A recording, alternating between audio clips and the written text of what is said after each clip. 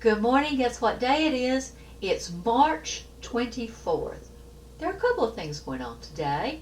It's National Chocolate Covered Raisins Day.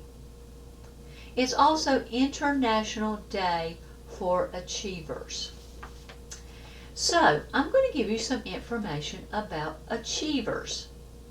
In an article in Big Self School, it said that high achievers are people willing to go the extra mile to make things happen. There was a proposal, a theory of human motivation where this gentleman, David McClelland, said that there are three general needs that motivate people to do anything in life. He said the needs were for power, affirmation, or achievement. He said the need for achievement is the main fuel for the actions of high achievers. They're motivated by the prospect of accomplishing something important and making a difference, both in their own lives and in the lives of others. So he set out some characteristics of people who were generally high achievers, and I want to tell you some of these characteristics. Number one, you tend to measure your worth by the result of your work. Do you do that? He said, you rarely use phrases like I can't or it's too hard. Number three, you always have a vision of what comes next. Number four, you do things instead of talking about them. Number five, you often forget to rest. Number six, you love learning more than you hate making mistakes.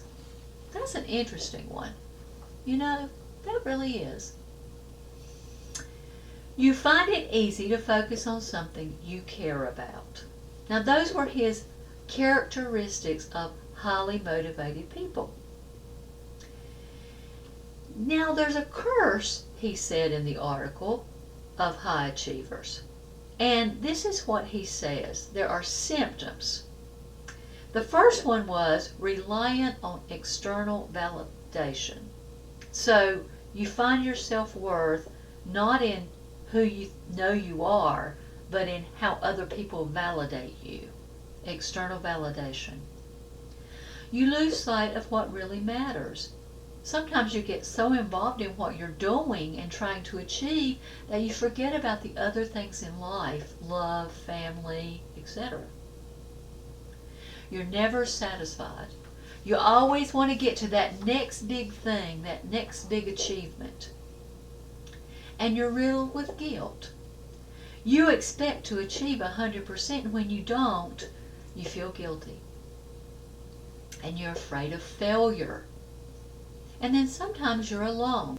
He says you believe, probably quite rightly, that you can do things better yourself, and so you end up taking on too much. You know, Paul in the Bible, I think, was certainly a high achiever. He gives us a list of his credentials in Philippians 3, verses 3 through 6.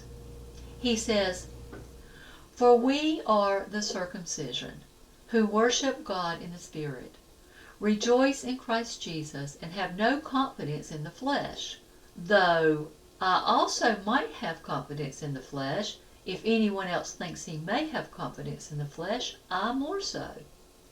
Circumcised the 8th day, of the stock of Israel, of the tribe of Benjamin, a Hebrew of the Hebrews, concerning the law a Pharisee, concerning zeal persecuting the church, concerning the righteousness which is in the law blameless." So before Paul was a Christian, he was a great achiever against the church. After Paul's conversion, he was a great achiever for the church. He wrote a large portion of the New Testament books. He planted churches, and he preached the gospel. And he was tortured and tormented and nearly killed many times for his faith and his high achiever attitude. Let's face it, not all of us are going to be high achievers, but we can all do something for God. Let's plan this week to decide on at least one small thing we want to do for God and get out there and achieve it.